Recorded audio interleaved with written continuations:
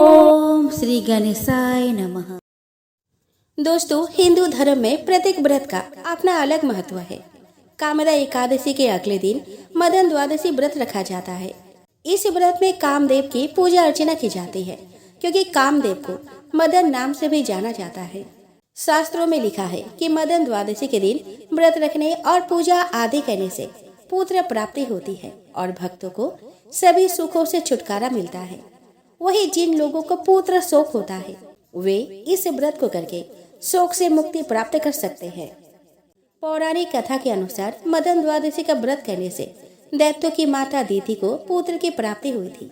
इस बार मदन द्वादशी 9 अप्रैल यानी कि आज मनाई जा रही है। धार्मिक ग्रंथों के अनुसार मदन द्वादशी का व्रत पुत्र प्राप्ति के लिए रखा जाता है। यह व्रत लगातार 13 द्वादशी तक रखना चाहिए। पौराणिक कथा के अनुसार कश्यप मुनि के 2 पत्नियां थी, अदिति और दिति। दिति से दैत्य और दानवों के वंदनीय 2 पुत्र उत्पन्न हुए, जिनके नाम थे हिरण्यकश्यप और हिरण्याक्ष। दिति के हिरण्यकश्यप और हिरण्याक्ष के अलावा भी 49 पुत्र और थे। उन्हें मरुदगण के नाम से जाना जाता था। वे सभी निसंतान ही रहे, परंतु देवराज इंद्र ने उन्हें अपने समान ही देवत्व का पद प्रदान किया था।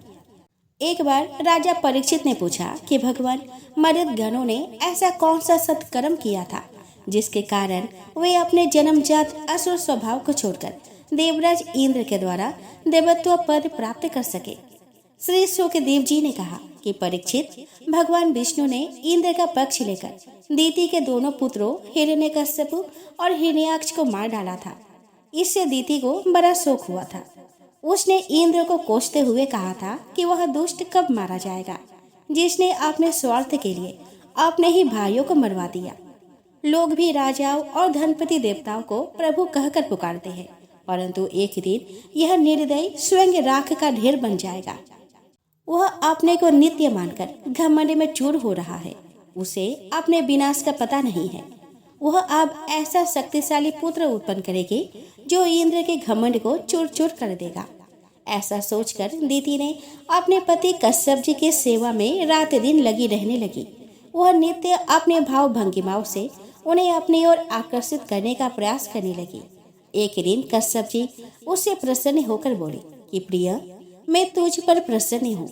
मैं तुम्हारी मनोकामना अवश्य पूरी करूँगा। इस पर दिति ने कहा कि स्वामी, इंद्र ने विष्णु के द्वारा मेरे 2 पुत्रों को मरवा दिया। आज मैं निपुति हो गई हूँ। यदि आप मुझसे प्रसन्न हैं तो मुझे ऐसा पुत्र दीजिए जो दुष्ट इंद्र को मार सके।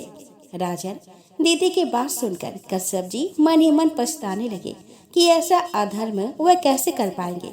माया रूपी स्त्री ने मेरी इंद्रियों में सुख का कामना भर दी है। अवश्य ही मुझे अब इंद्रियों के दास होने के कारण नरक में गिरना पड़ेगा। वे इसके बहकावे में क्यों आ गए? स्त्रियों का तो जन्मजात स्वभाव ही यह होता है कि वे मीठी मीठी बातों में पुरुषों को ललचाकर अपने अधीन कर लेती है। वे अपने वचन से पीछे भी नहीं मुड़ सकती। इंद्र वध करने योग्य नहीं है। उन्हें कोई बीच का रास्ता निकालना होगा। ऐसा विचार कर कश्यप जी ने दिति से कहा कि हे कल्याणी, यदि तुम मेरे द्वारा बतलाए हुए व्रत का 1 वर्ष तक विधि पूर्वक पालन करोगी तो तुम्हें इंद्र को मारने वाला पुत्र प्राप्त होगा। परंतु यदि नियमों में कहीं भी त्रुटि हुई तो वह देवता का मित्र बन जाएगा। दिति ने उसे उस व्रत के बारे में कश्यप जी से पूछा तो उन्होंने कहा कि प्रिय, इस व्रत में किसी भी प्राणी को मन, वचन और कर्म से सताना नहीं चाहिए। किसी को श्राप अथवा अपशब्द भी नहीं कहने चाहिए। कभी झूठ न बोले। शरीर के नाखूनों, केशों, रोग को कदापि न काटे और किसी अशुभ वस्तु का स्पर्श न करे। जल में घुसकर स्नान न करे। दुर्जनों से बात न करे। बिना धुला वस्त्र न पहने और किसी की पहनी हुई माला को धारण न करे। किसी का जूठा न खाए। भद्रकाली का प्रसाद ग्रहण न करे। मांसाहारी भोजन न करे। शूद्र और रजस वाला स्त्री का दिया हुआ भोजन न करे और अंजलि से जल न पिए। घर के बाहर जाते समय मुंह जूठा न करे। बिना आचमन किए न जाए। बालों को खुला न रखे।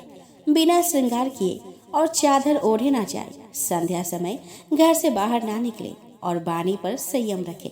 रात्रि में सोने से पहले पैर धोए। गीले पैरों को अच्छी तरह से सुखा ले। आप पवित्र वस्त्रों को त्याग दें। उत्तर और पश्चिम दिशा की ओर सिर न रखें। किसी पर पुरुष के साथ और नग्न अवस्था में सोने ना जाए। प्रातःकाल और संध्या के समय कभी न सोए।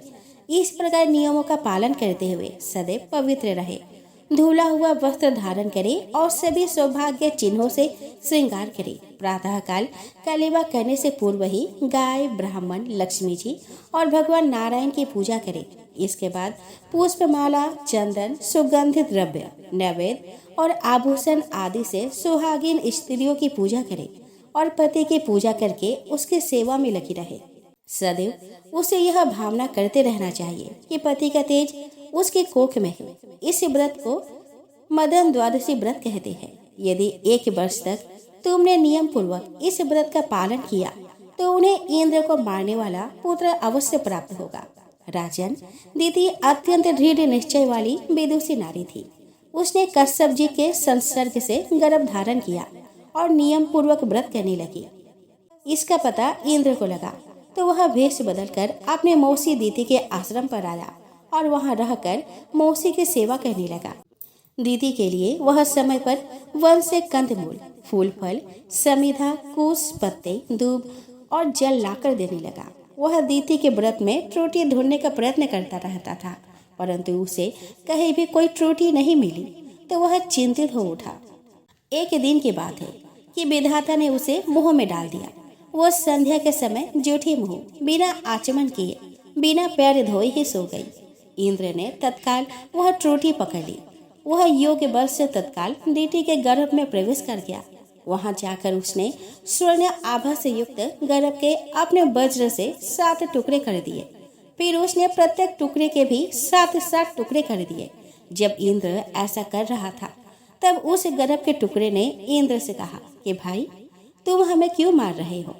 हम तो तुम्हारे भाई मरुदगण हैं। तब इंद्र ने उनसे कहा कि ठीक है, यदि तुम मेरे भाई हो तो तुम्हें डरने की आवश्यकता नहीं है। जन्म लेने के उपरांत तुम सभी मेरे साथ ही देवत्व पद प्राप्त करोगे। परीक्षित, इस प्रकार इंद्र ने उन्हें आश्वस्त करके गर्भ से बाहर आ गया और फिर से सेवा कार्य में लग गया। अब वे 49 मरुदगण इंद्र के साथ मिलकर 50 हो गए थे। उनका जन्म हुआ तो समय के साथ साथ वे सभी नारायण के भक्त हो गए। इंद्र ने उन्हें सोमपान कहने वाले देवताओं का पद प्रदान किया।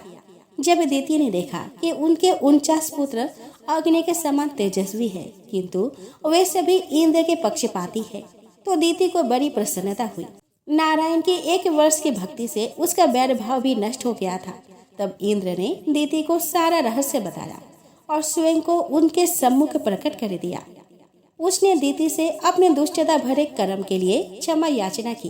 राजन, इंद्र के शील स्वभाव से दीति प्रसन्न हो गई और उसने इंद्र को क्षमा कर दिया। उसके बाद इंद्र उन मरुदगणों के साथ स्वर्ग में चला गया। जो लोग निष्काम भाव से भगवान की आराधना करते हैं वे परमार्थ में स्वतः ही निपुण हो जाते हैं। भगवान जगदीश्वर सभी जीवों की आत्मा है और आराध्य देव है। भला ऐसा कौन प्राणी है जो उनकी आराधना करके विषय भोगों का वरदान मांगना चाहेंगे? विषय भोग स्वर्ग में नहीं, नरक तुल्य मृत्यु लोक में भी प्राप्त हो सकते हैं। दोस्तों, जब कामदेव ने भगवान शंकर को उनके तप से भटकाने की कोशिश की तब महादेव ने उन्हें अपनी तीसरी आंख से भस्म कर दिया था। ऐसी स्थिति में पति वियोग से व्याकुल कामदेव की पत्नी माता पार्वती और महादेव के पास पहुंची। उसने अपने तप से दोनों को प्रसन्न कर देवी पार्वती से यह वरदान प्राप्त किया कि उनके पति यदुकुल में भगवान श्री कृष्ण के पुत्र के रूप में जन्म लेंगे। माता पार्वती ने यह भी कहा कि तुम्हें बालक रूपी अपने पति की प्राप्ति सांबासुर के घर मिलेंगे। इसीलिए रति मायावती के नाम से सांबासुर के घर दासी का काम करने लगी। कामदेव ने रुक्मणी के गर्भ से जन्म लिया। वह बेहद ही आकर्षक थे और उनके बाल बहुत ही सुंदर थे। उनका सौंदर्य, गुण और आकर्षण भगवान कृष्ण के ही समान था। श्री कृष्ण का यह पुत्र सांबासुर के काल बनने वाला था। जब सांबासुर को कृष्ण पुत्र के जन्म की बात पता चली तो वह मात्र 10 दिन के अपने शत्रु का हर लाया और उसे समुद्र में फेंक दिया। समुद्र में रहने वाली एक बड़ी मछली ने उस बालक को निगल लिया।